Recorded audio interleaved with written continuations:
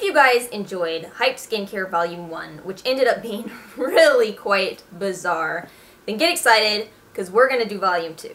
What I like to try to do in these videos is test out hype products, especially from brands where I don't think I'm going to trial the entire brand, and also to kind of try to represent the world a little better than I feel like I typically do. I feel like when you're in America, you just have this tendency to buy US-based brands, and I'm trying to break myself out of that as much as possible. So like last time, this will be another big trial. I'm going to test out as many products as I can squeeze into this trial. First off, I'm going to do the Bioderma Sensibio Micellar Water. This is very, very talked about of a product, and I'm planning to try something out in this 2-week period, and that is to only wash my face at night and to use micellar water in the morning. I've actually heard that this might help some people with acne, and I still am struggling with some acne, so we'll see.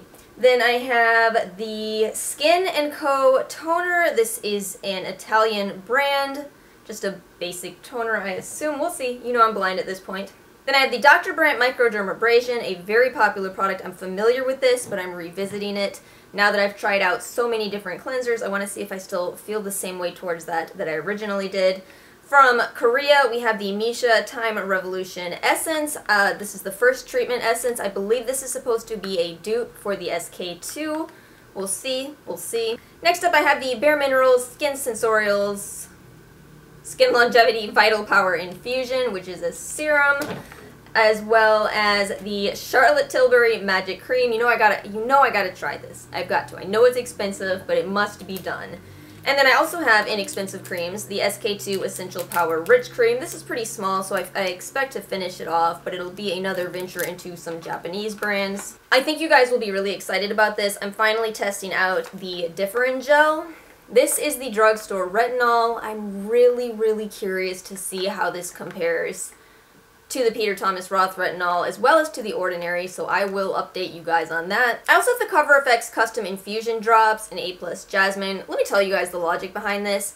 I did buy the full size of this. It's an oil that helps with anti-aging, supposedly.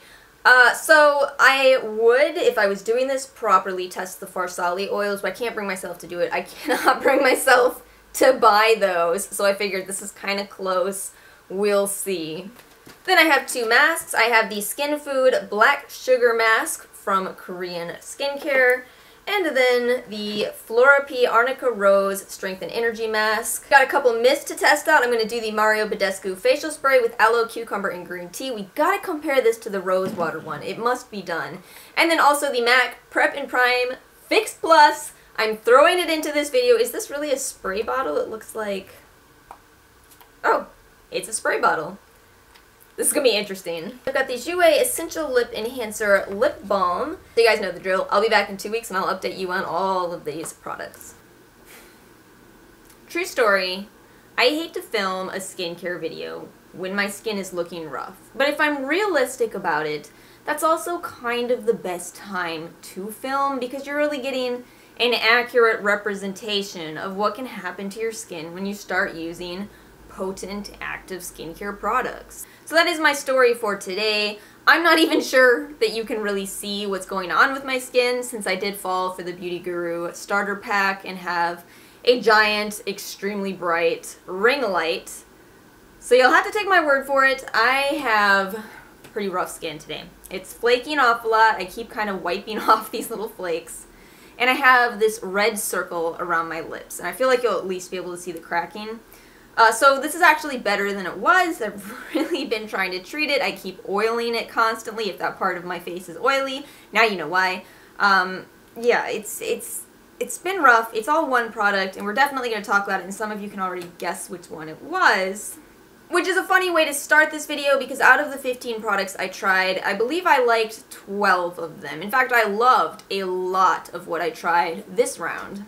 Something I've figured out about myself is that as somebody who's tried so many skincare products, if I try really expensive skincare products, if I'm not blown away by the ingredients, I kind of negatively look at the product. And the reason for that is just because I know that there's a lot of decent and good skincare in a much lower price range. So I didn't aim that high this time. I didn't test out too many expensive products, although I did test a couple.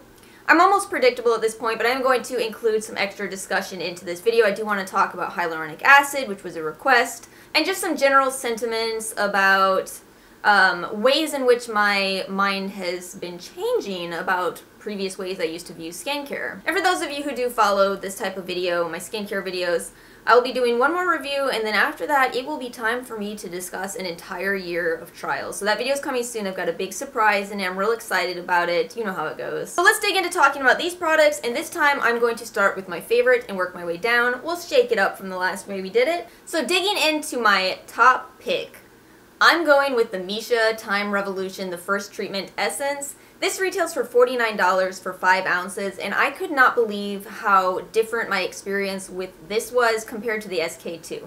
Now, if you guys know, this is meant to be a dupe for the SK2, and it's a pretty obvious dupe. Instead of using the Patera, which is fermented sake that SK2 uses, Missha's approach was to use a very similar end product, which is Saccharomyces ferment filtrate, a byproduct of making beer. When you're using a fermented product, you're getting a natural source of vitamins, antioxidants, amino acids, so it is a good product to incorporate into skincare, but what I really love about this is they don't stop there. Missha threw in niacinamide as well as hyaluronic acid, just to kind of give you a complete and well-rounded product, and for those reasons, I think it's better than SK2, forgetting the price tag. And as I said a minute ago, I don't see any reason to spend a lot of money on skincare when there's alternate options that work just as well. So I really did enjoy using it. I had a little trouble in the beginning remembering to add an essence as the step that you do after your toner, but once I got the hang of it, I really did like it. I found it soothing on the skin. Can't speak for results yet. It's very liquidy. The results you would get with a product like this is something you'd see in a couple of months, but I did enjoy using it. I did enjoy it. My second pick is really a surprise to myself. It's the BareMinerals SkinLongevity Vital Power Infusion. Now, if you've watched my other videos, my makeup videos, I've been really impressed with BareMinerals. I think they're a surprisingly good brand and kind of a forgotten one in a lot of ways, at least among younger people. This is a much more liquidy serum compared to most serums that I've used, but I'm calling it a serum in spite of them calling it an infusion. And I guess I appreciate the fact that they don't call it a serum. They do leave it up to your own interpretation, whatever you want to do with that. For me, it worked well as a serum. It spread really nicely. And what shocked me the most is when I did get to the point where I started researching this, this is only $58 for 1.7 ounces. That is extraordinarily reasonable considering an awful lot of serums sell for $80 to $90 for 1 ounce. This also provides you with vitamin C and niacinamide. I think what I would say about this and why I'm so impressed with it is that while some serums are very clearly designed for dry skin and probably would not be optimal on oily skin, I think that every skin type would enjoy this. Next up, the Badescu Facial Spray with Aloe, Cucumber, and Green Tea. It's probably predictable that I put this high on my list because I enjoyed the Rose Water one, and this is the same deal. $7 for 4 ounces of this. And what I enjoy so much about this product is that it's a very simple product. It's not pretending to be something fantastic, going to make your skin look like a baby's skin in 24 hours. No, it's not doing any of that. It's just a refreshing spray. Much like every other spray, this uses water and then propylene glycol. You want a humectant as your second ingredient, and that's what they did. Now, if you're not into using byproducts of the petroleum industry, you probably don't want to try this, but it's generally considered safe. And I think I would pick this over the Rose Water one just because the addition of aloe and cucumber, those are good ingredients that do benefit the skin. Now when you're spraying this on, you're just not getting that much.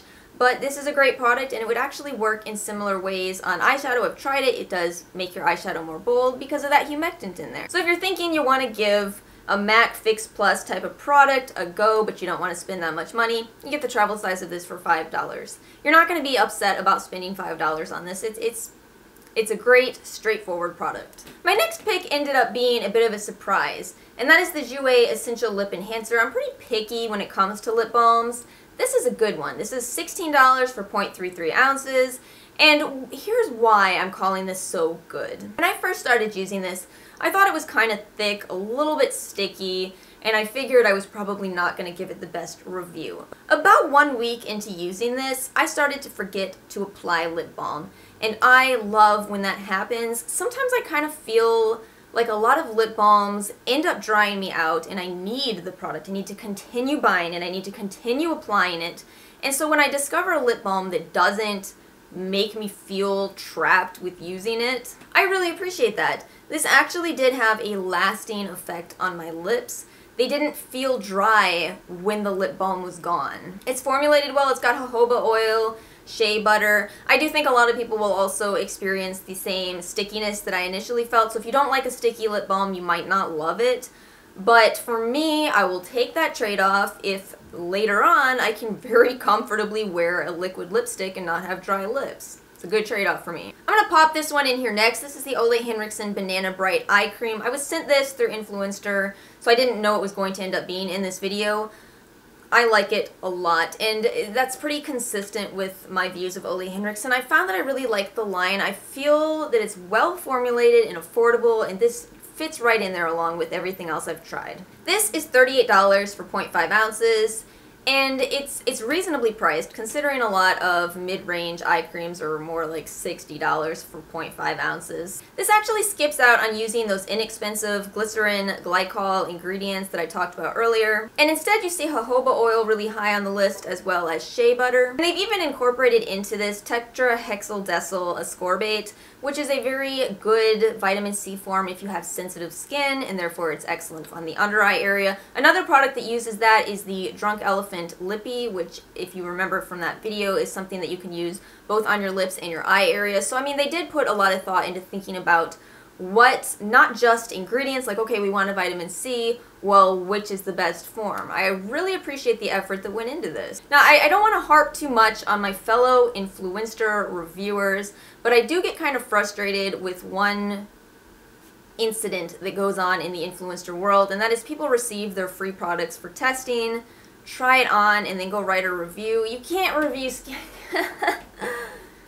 You cannot review skincare that way. You gotta try a skincare product for more time than that. But see, this is where this is tricky with this particular product. This actually does have an immediate impact. Hopefully you can see that this has a little bit of a yellow tint to it. The yellow tint will kind of even out your under eye area. If you do have dark circles, they will instantly look lessened. Using cosmetic ingredients like mica in a product such as an eye cream, to me this is something that I appreciate because then I don't have to go and add an additional concealer on top. I'm very comfortable with my skin and just going out like it is, but sometimes I do want my under eye area to look a little better, and that's something that I appreciate in this eye cream, as well as the Origins eye cream, which does the same thing with a bit of a peachy color instead of yellow. I really love both those products. They're both affordable, but what I don't want anybody to think is that an immediate impact from any type of skincare product is really doing something long lasting, because you don't know until you've tried the product for a while. I've said before that I think 2 weeks is the bare minimum for testing a skincare product to see if it's reacting, to see if it's slightly changing your skin. And at this point with my skin, it's actually really hard to observe any effects because I use a lot of good skincare. But yeah, that's my criticism, not of Ole Henriksen, but of reviews. So when you are reading reviews, especially reviews that say the product was received for free, look at the wording and make sure that the person speaking has actually tested it. Just had to get that little rant out of the way. I love it. I love it. $38 for an eye cream is great. Love it. It has a bit of a scent that some people might not like. I should have mentioned that. It's kind of like a banana Laffy Taffy. I don't love that part of it, but I think some people will. Let's chat next about the Bioderma Sensibio H2O Micellar Solution.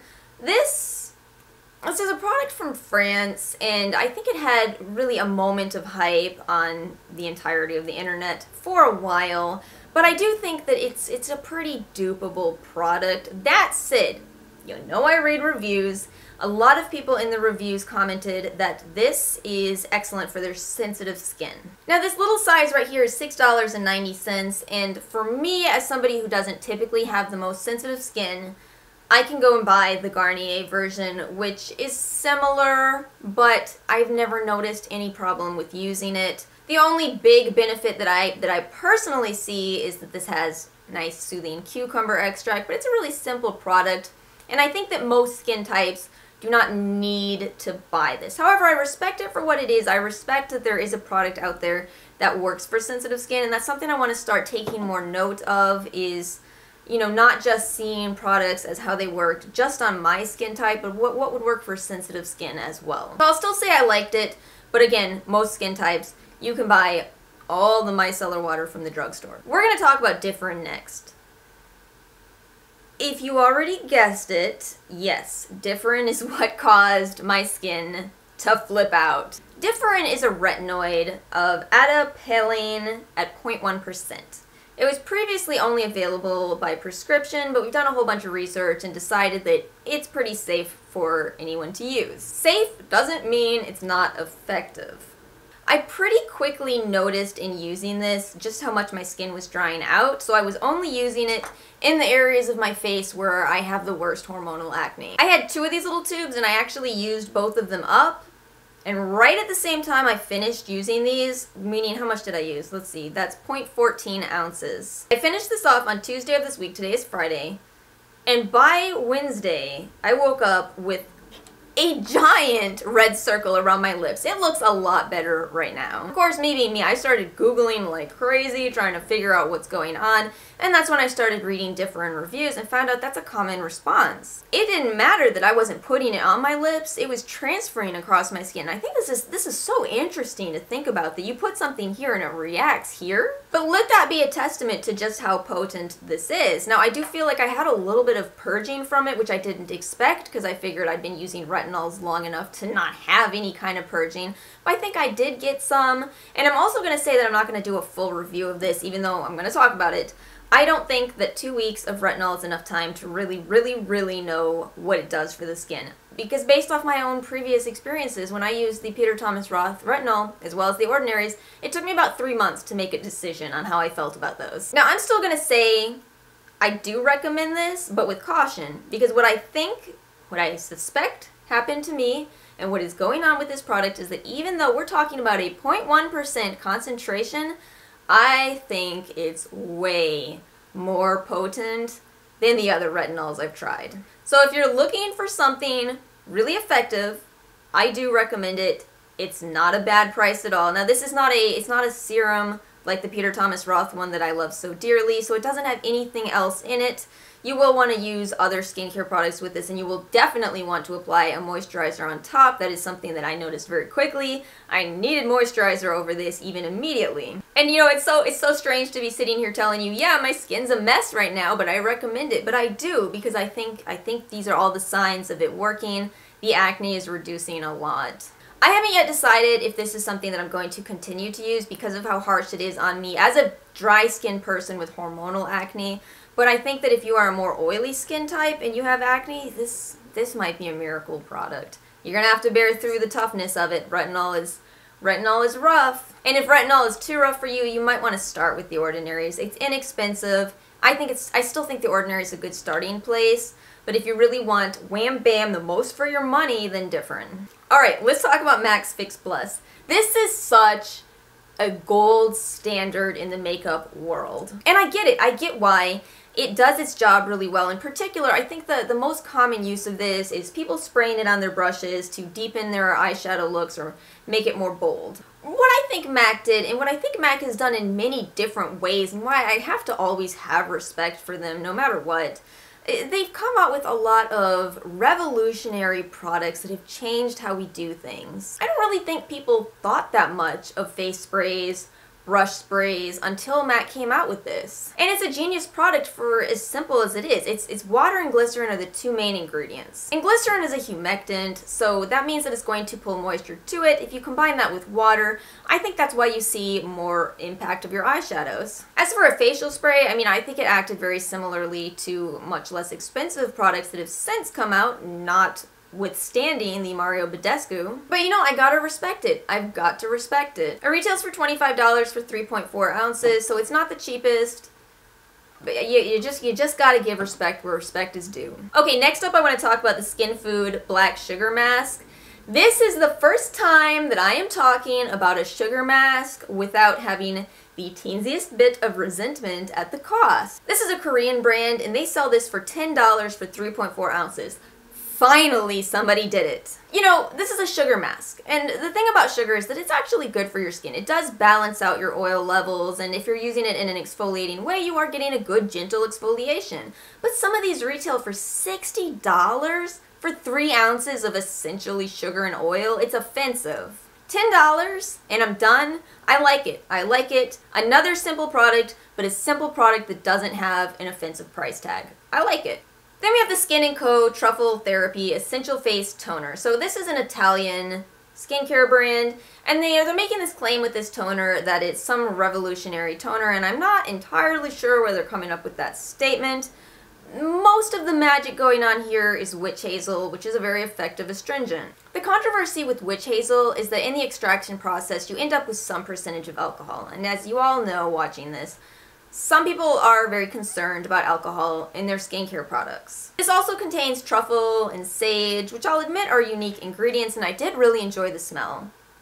It really does smell quite nice. But is it really revolutionary? $27 for 6.8 ounces. I don't hate it at all, actually, but I don't think it's quite as unique as they seem to think it is. Alright, these Cover FX Custom Infusion Drops A+ Jasmine. This little bottle retails for $48 for a ½ ounce, and while I will say it's a bit of a unique product, it's also a little bit expensive for what it is. It's not a serum. It's meant to be mixed into your other skincare products, and I wouldn't mix it into your moisturizer because in general moisturizer creates a barrier against your skin, and you want this to go into your skin. So yeah, I'd mix this with a serum. You'll get an extra boost of retinols in here. It does contain 2 forms of retinol, hence the A, and then also jasmine, which it's a little bit of a leap. We don't have too much research on that for anti-aging, but okay. I don't hate it either, but I don't think I'll ever buy it again. It's just really expensive for a ½ ounce of retinol filler. Oh, and I said in the beginning that I thought this would be similar to Farsali. I don't know why I thought that, actually. I apologize for that statement, because I looked up. I finally did it. I looked up what Farsali is, and it's mostly rosehip seed oil. So I don't need to worry about reviewing that, because I already reviewed rosehip seed oil when I did The Ordinary. Let's move on. We've got to talk about the Florapy Arnica Rose Mask. It's a traditional sheet mask. It's $8 each. The deal with these is they're selling you aromatherapy along with your sheet mask. Now, if you're into the act of sheet masks, the spa experience at home, they're enjoyable. They are enjoyable. I'm not gonna lie. They're fun. Florapy claims that the rose in here will inspire happiness and the arnica will awaken the skin. I don't know about all that. Arnica is something that is used topically as an anti-inflammatory, or you can even take it internally. It'll help you with bruising. I think I'm just going to refrain from commenting on using a sheet mask against facial bruising.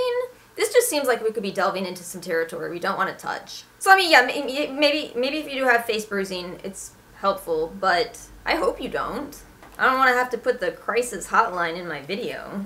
Alright, we got 3 more products to talk about. We've got the Charlotte Tilbury Magic Cream. You know I get excited when I'm about to share some hefty opinions with you, so I hope you are excited as well. This has a whole story attached to it. It's the story of how Charlotte Tilbury became famous as the Jersey, or is it Miami, housewife brand. Judgment. I like Charlotte Tilbury. What can I say? Supposedly she developed this and was using this on fashion models backstage at runway shows, and they were all flipping out over it. Just couldn't believe how absolutely amazing it was. Oh my god, the best cream I've ever used. Maybe it's Valley Girl? No? Do we still have Valley Girl? I'm old. What I'll say is that I enjoyed using this. It smells really good. This is probably one of the best smelling creams I've ever smelled in my life, and it's very, very thick. Now in general, a thick moisturizer is effective. It's just kind of how it goes. You feel the thickness, it makes your skin feel hydrated. And then from looking at the ingredients, she also put in here some shea butter, hyaluronic acid, peptides, but most of the magic in this formula, when you look down the ingredients list and you see the descending ingredients, most of the magic here is glycerin. Let me pull out some glycerin for perspective. This is my giant vegetable glycerin. Now glycerin I've already talked about. This is a humectant. It's a wonderful humectant. It works really well. It's also dirt cheap. I think we pay $15 for this 32-ounce size. Glycerin's great. It really is. Also makes nice bubbles. But anyway, this cream retails for $100 for 1.7 ounces. So that's expensive. It's a luxury cream based on glycerin. And as I said in the beginning of this, I kind of judge skincare by the price versus the ingredients. And when I looked at that, I'm just like, really, Charlotte? Sure, I get it. Glycerin's good, but it's just not that expensive. And my other criticism with this is I looked at the ingredients and was shocked at how high the sunscreen ingredients were in here. That makes me real skeptical because this isn't even labeled with an SPF. So why are we, how do we have on the ingredients list ingredients that are so high that you would think they'd be mentioned and they're not mentioned? How low are the rest of the ingredients in here? Okay, since this product has hyaluronic acid, let me go ahead and talk real quickly about hyaluronic acid. Hyaluronic acid is also a humectant, much like glycerin, but it's a bit of a potent one. I think the best way to think about hyaluronic acid is kind of in the sense of osmosis. So when you get in the bathtub and your fingers are shriveling up in the water, the moisture in your skin is being sucked out by the water. That's the osmosis happening right there. With hyaluronic acid, when you apply it onto your face, kind of think of hyaluronic acid. We'll personify him for a second. Think of him as a very, very thirsty molecule. If you're in a really humid climate, he's going to have no problem finding water to drink. He can just grab it from the air, get his drink, and then your face becomes more plump, more youthful looking, you start glowing. This is all what happens to me when I use hyaluronic acid, but I'm below sea level. Instead, if you apply your hyaluronic acid and you're in a very dry climate, hyaluronic acid is still going to be sitting there, still thirsty, still looking for water. He's not finding it anywhere in the air, so he turns around and starts taking it from your skin. And this is why you'll see such polarizing opinions on hyaluronic acid containing products. In fact, the reason I started thinking about this is because I was watching Liv Loves Her Makeup talk about how much she hated a hyaluronic acid product. So I'm sitting there thinking, okay, please tell me where you live, and eventually she said Arizona, and I'm like, ding, ding, ding. It's absolutely dependent on your climate, and in fact, if you're trying to use a hyaluronic acid product and you're in a dry climate, put it aside and save it for when you take a trip into a humid region. Something that I suspect, but I am not able to prove because I'm not in a dry climate, is that if you are in that climate, you have your hyaluronic acid on your skin, and you spray on some type of a spray, you could be providing the water that the hyaluronic acid needs. Now, I can't prove this, but I think that's why you kind of see better reviews with hyaluronic acid products that are very rich naturally in water. All things to think about.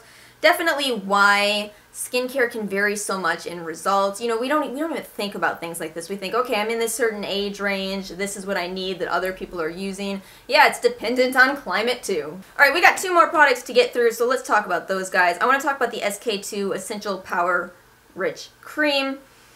You played me, SK2. This is already discontinued. I feel like this happens to me way too often in doing these. Skincare has this really high turnover rate, so it seems. Anyway, I got this from Sephora, I think 6 months ago. They've since come out with a new version. I guess it's called the RNA. What I'm going to say about this is that it really, really feels nice on the skin. Wow, it feels nice. Of course, they're using Pitera, which is that fermented sake that they own the patent on. But it's also $208 for 2.7 ounces, somewhere around there. I didn't write it down since it's discontinued. That's so high. You don't ever need to spend that amount of money for humectants. Oh, and by the way, one of the main ingredients in here is also glycerin. Are you understanding my frustrations yet? I mean, fine if you want to spend luxury price tags on products, but not for skincare.